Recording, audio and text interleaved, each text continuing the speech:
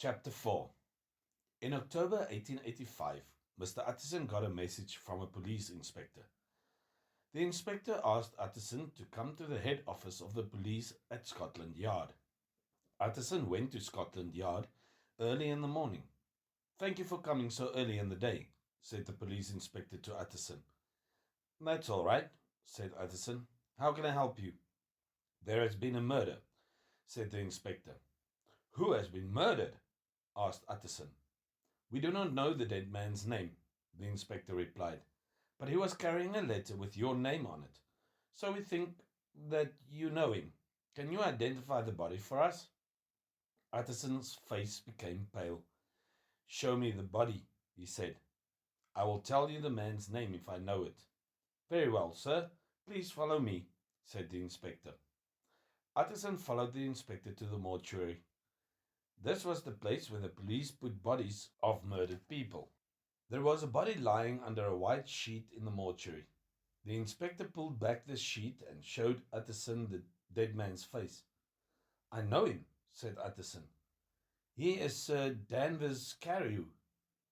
He is a famous doctor." "Thank you, sir," said the inspector. "You said that he was carrying a letter with my name on it," said Utterson. "Do you know what happened? Who murdered Sir Danvers? Where? Why?"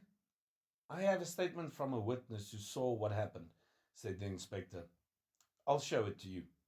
The inspector took Utterson back to his office. He showed him a document. Metropolitan Police, Scotland Yard, Statement of Maud Doyle, date 15th October 1885. "My name is Maud Doyle. I am a servant. I work for Mr. Parker and I live in his house, which is on the corner of Regent Street and Cavendish Square. My room is at the top of the house and I can see into Cavendish Square. Last night, at about 11 o'clock, I went to my room. I remember that the moon was shining brightly.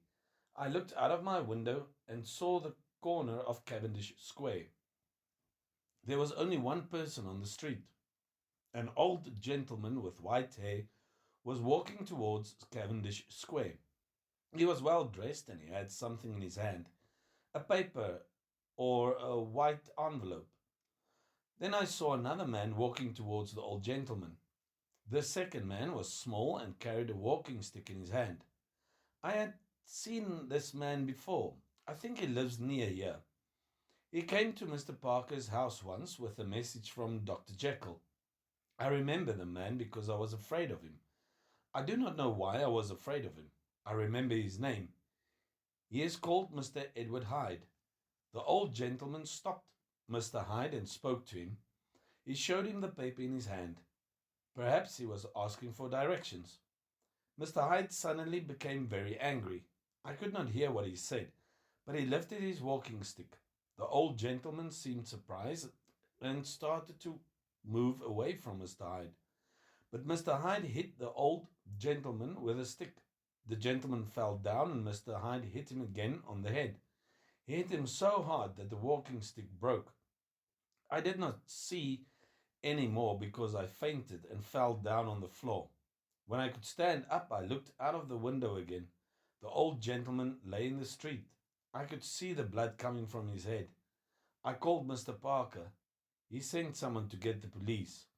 Signature of Maud Doyle, witnessed by J.D. Samuel.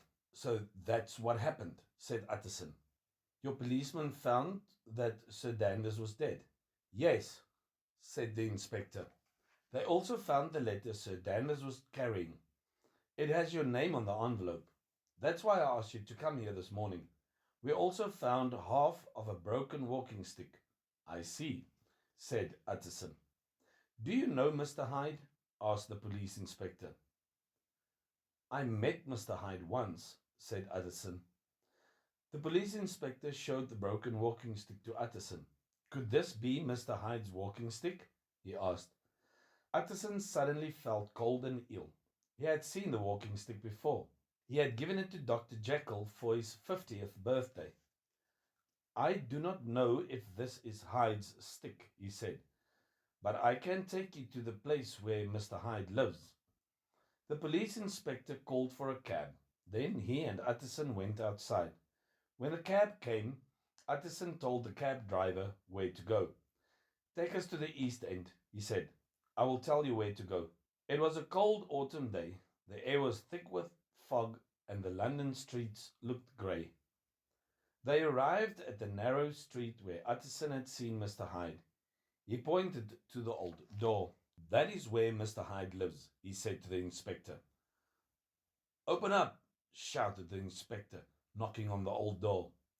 The upstairs window opened. A woman with a red face and red hair looked out at them. He's gone, she said. What do you want? Are you the owner of this house? Asked the inspector. I want to see inside. I'm a policeman. He's in trouble, is he? Asked the woman, smiling. I'll open the door.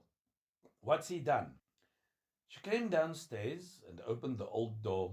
Utterson and the inspector went inside. You want Edward Hyde, do you? Asked the woman. He paid me to live in these 2 rooms on the ground floor. Late last night he came here and gave me some money. He said he was going away, to France perhaps. Utterson and the inspector looked around the 2 rooms. The rooms had expensive furniture in them, and they were untidy. There were clothes on the floor, drawers were open. There were some burnt papers in the fireplace. The other half of the walking stick was behind the door. There was blood on it. Hyde is the man we want, said the inspector. Hyde is the murderer of Sir Danvers Carew. We must find him and arrest him. We will search everywhere for Mr. Edward Hyde.